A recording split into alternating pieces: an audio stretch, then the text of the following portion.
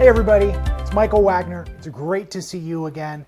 I want to talk to you a little bit today about our latest memo. Now, we're about halfway through 2022, honestly a little more, recording this in the middle of August, but you're starting to see a lot of pieces out there with an outlook for 2023. And that's not exactly what we're doing. So the title for our memo that just released was Q2 of 2022 ended. It's again time for us not to share our quarterly outlook. So kudos to Alon for writing the piece. It goes into a lot of detail on our current thinking. But really a lot of it, and I'll give you a little sneak peek, is that the question of whether or not the US economy will be in a recession next year, we think is really irrelevant for investors. You should always be prepared for a change in the economic regime. And we think it kind of boils down to four of those, right? Growth, recession, inflation, and deflation.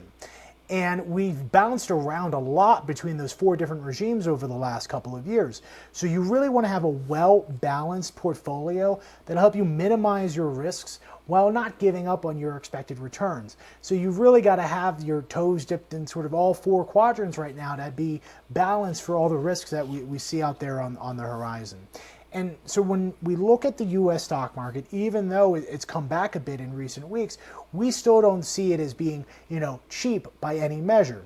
So there's a lot more detail in here on that, how investors are viewing the yield curve, corporate earnings, analyst estimates of those corporate earnings, how it ties into the current psychology of markets. We're still seeing a lot of caution signs and yellow lights when it comes to taking on, real risk in the investment world today. So we're still being very cautious.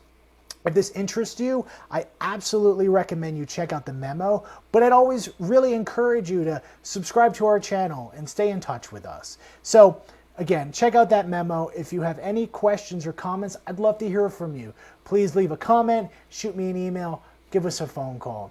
As always, I want to thank you for taking a few minutes out of your day as we sit down and consider the source. Have a good one.